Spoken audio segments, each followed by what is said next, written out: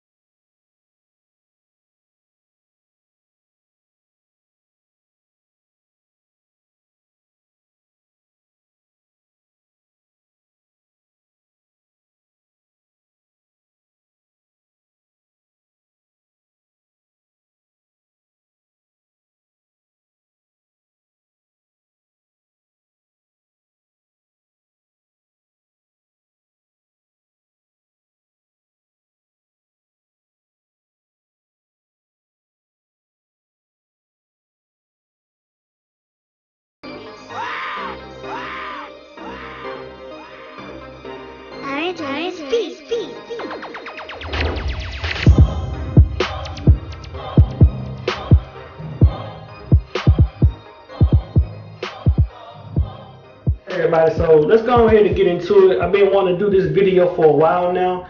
As you already know, I'm Beehive, but I once did have a nice swirl, and a lot of people ask me questions on how to do them, the breakdown of them, you know, how do I begin it, you know, things like that. And let me tell y'all this, real talk, the swirl is actually the easier of the whole swirl Beehive conversation. Which one is easier, which one is faster to develop. The swirl is basically the easiest because you're going with your natural flow. So basically what you're doing is 98% of people who hair grows, like 98% of people's hair, white, black, no matter whoever you are, Mexican, Puerto Rican, whatever, your hair has, the crown has that natural swirl. Your crown area will always have that natural swirl. So basically, all you doing is brushing and combing in the natural flow of the way that it goes. So when people have issues with the flow, it's not necessarily the issue of the flow, it's the isolation that they're having the issue with. And that's what we're going to be talking about today, is how to isolate the crown better to where it develops into the pattern the way that it's supposed to do. That's the only two things you need to work on. See, when you're working with a Beehive, there's a lot of things to work with and that you have to work against. With the swirl, you're actually working with your hair. You're working with the hair the way that it actually grows, so it's actually easier. The only things that you have to do are two things: overall development of the swirl and isolation. I'm going to be showing y'all 3 crowns here in a bit, but I just want to go ahead and get that out there to let y'all know that the swirl is easy to do. The only problems that you're going to run into is basically flow, and that issue is, you know, basically could be fixed with isolation. But I have 3 crowns for y'all to look at, and we're going to sit back and we're gonna do some diagrams. You see a lot of videos of this guy and that guy and this guy, you know, brushing their crowns, and they're swirling and they showing you how they brush it and things like that. Well, that's for their hair. But it's better to see an actual diagram of the flow and the isolation and how things are supposed to go. I'm going to show you like key points of the isolation where you create that swirl, that more swirl effect, and it's an easier development of the crown. Basically, you know, with the swirl, you mean it just takes a lot of time and having a lot of the mindset and having a lot of patience, you know, because it'll happen over time. Because like I said, that's how your hair grows. You just got to stick with it. So stay tuned. Let's go ahead and get into those.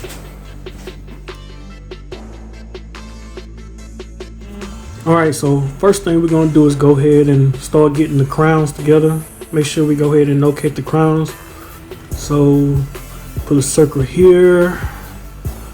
Locate this guy's crown. Let's get this one over here. Locate his crown, it's right there.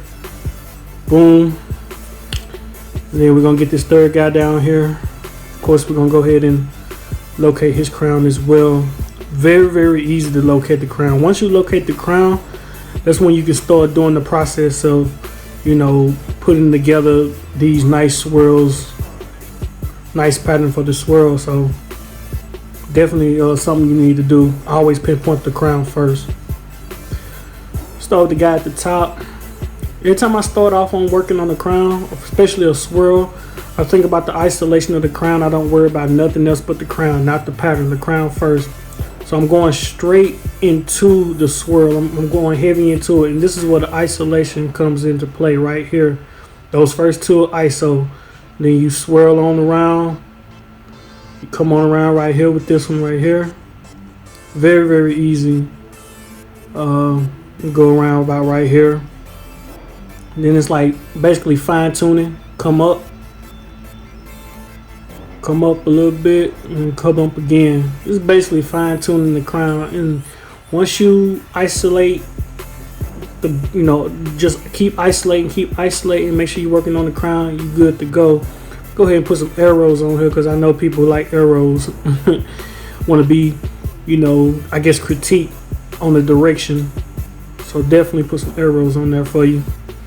That's pretty much your crown right there, man. Let's go ahead and start on the next one. Same concept.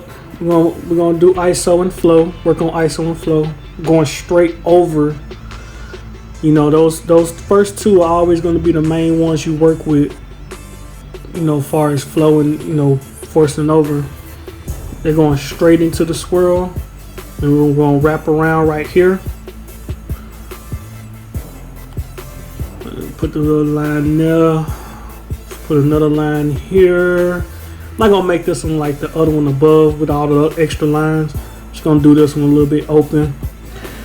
And I'm gonna thicken it up a little bit so y'all can see it. This one was actually pretty easy. I like this one. The above one, you know, it was easy too, but I think I added an extra line. But I definitely like this one. Put some arrows on here. Nothing too biggie, nothing not biggie. That's pretty much it, man. Look at that swirl right there. That's a nice swirl. Flow, isolation. All you doing is tuning it, fine tuning it, wrapping around. You know, basically it right there. Let's go ahead and finish off the last one. This is gonna be pretty easy for me too. I'm gonna start on my first two lines, which are the isolation lines. You know, that's what I would call them. Again, just going straight into the swirl. Just go straight into it. And then we're gonna do the wrap around right here. Like I said, you know, make sure when you wrapping around, you turning it and going on into the next direction, the next move of the swirl. Real easy. Let me thicken this up right quick. Put some arrows. Thicken this one up. Arrows. Thicken this up. Arrows. Easy, man. I'm telling y'all.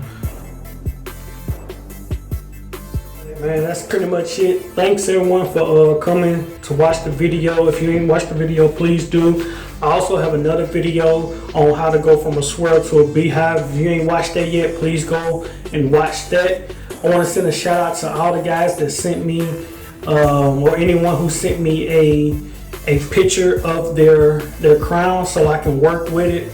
Really appreciate it. I really can't think of the names right now, because a lot of when I asked for some crowns to use for my video, I got like over 60 crowns that went in my inbox. So I can't remember which is which at the moment, but if you know who your crown, you know what your crown look like, and you know you see my video, definitely shout out to you and thank you.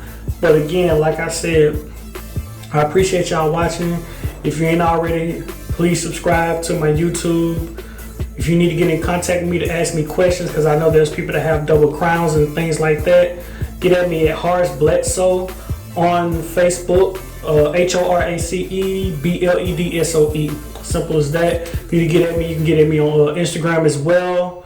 My name is Throne King 3 on Instagram.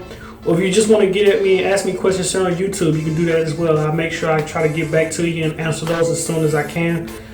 But yeah, man, definitely, you know, subscribe to me because I got more YouTube videos coming.